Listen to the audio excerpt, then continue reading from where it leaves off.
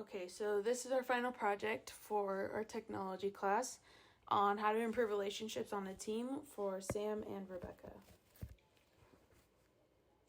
So first off, just defining the problem.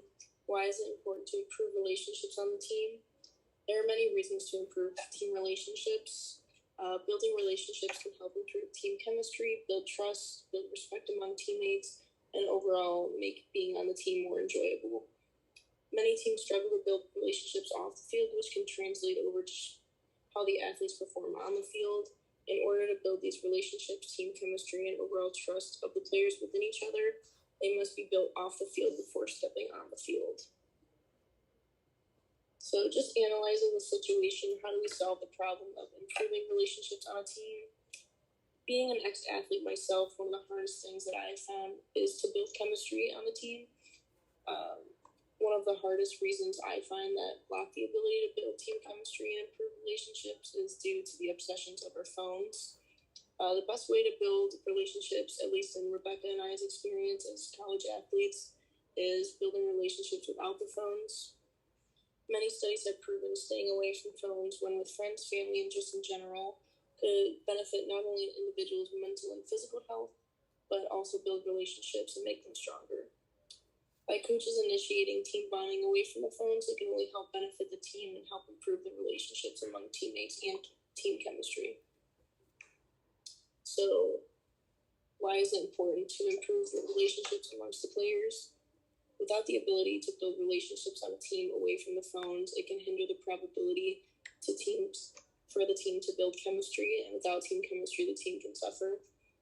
The team may experience the inability to win games, work as a team due to the lack of relationships built, and they might not be able to trust each other on the field. So just some of the important studies to consider. One of the most important theories that I took away from the class was the digital detox, which essentially is when an individual intentionally separates themselves from technology for a certain amount of time. This phenomenon was prompted in Korea when a man actually died from playing 50 consecutive hours of a video game.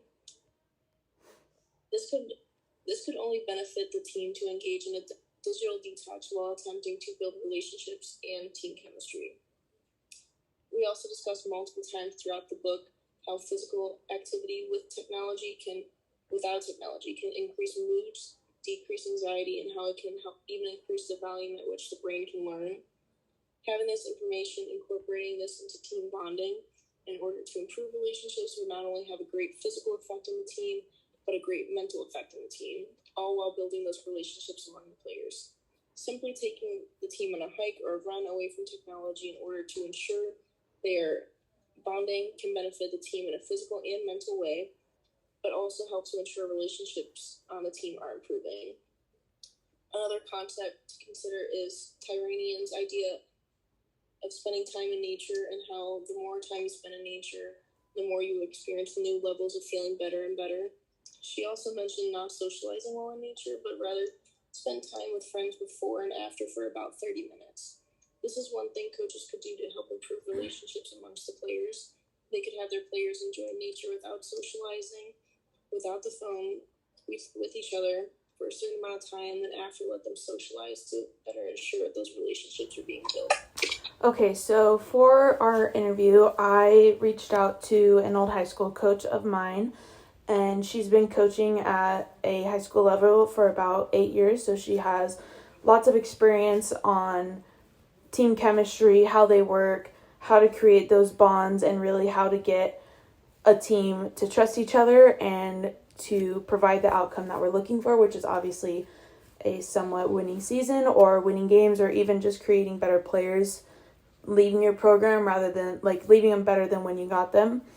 And when I proposed our idea of having no phones during some team bonding exercises, she agreed in the idea that it would definitely make them sit and talk more rather than just sitting on their phones and kind of doing their own thing or going with their own friends, or having cliques on the team and going with their different cliques. But she definitely agreed on team bonding without technology and how much better bonds that it can create with the girls, because it forces you to sit and talk about things and really understand who this person is outside of softball or volleyball or football, whatever it is. It really makes you understand them as a person rather than just them as a player.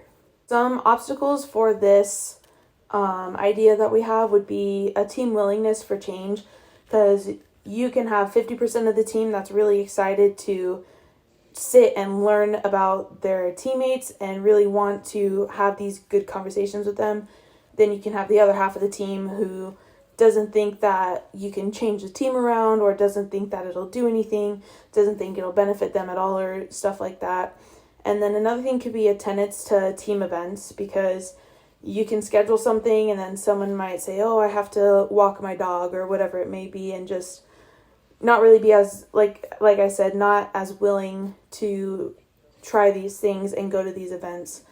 And then another thing, because we are trying to promote going outside and going into nature and doing this, another thing, especially when you're in Ohio, would be the weather for if you want to go outside, because if you want to just go on like a hike, doing that in 10-degree weather probably isn't the best idea.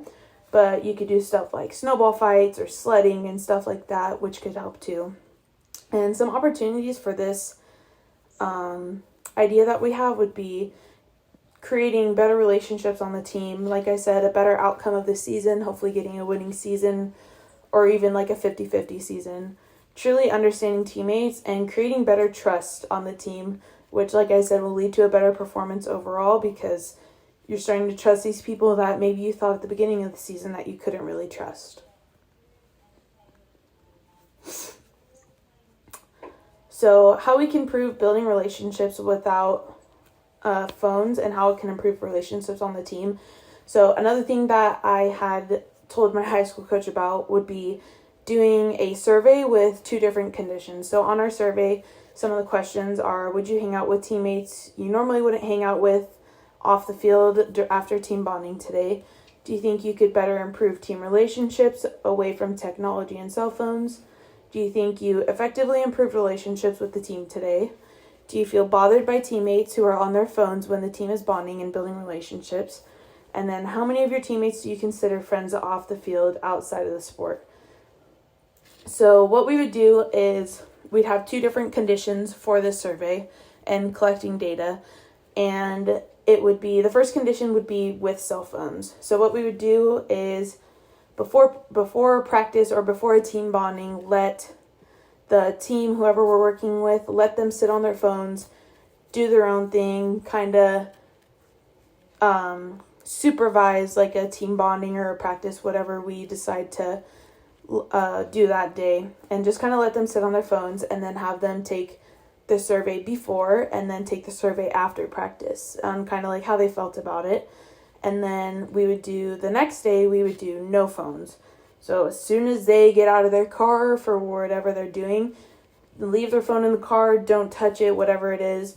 And then have them, again, same thing, have them take the survey before and then after, and see how maybe they made another friend where they're like, hey, you want to go get lunch after practice, where they usually wouldn't do that. And then see kind of if they're creating those better relationships, and then they're like, oh, maybe I don't want to sit on my phone, or maybe I really talked to this one person today a lot more than usual, and I think that we could be really good friends. So I definitely think that this would be a good way of telling if using cell phones before practice or before team bonding and during team bonding would make a difference. So a conclusion, improving relationships on a team can be done efficiently while taking a break from technology. And Sam and I both really believe in that, because you can really create good bonds with teammates when you're not sitting on your phone, sitting across from them doing something. And sitting down, actually having a conversation with someone and getting to know them can create such a good bond with your teammates. And that can turn into so much more trust on the field and in your teammates, that, hey, like, I made a mistake and then this person's going to be able to pick me up on the next play or the next inning, like whatever it may be, that you have that trust in your teammates that they're going to be there for you, essentially. And like I said, one way we would collect the data was with that survey, and then we would have the coach implement this on their team.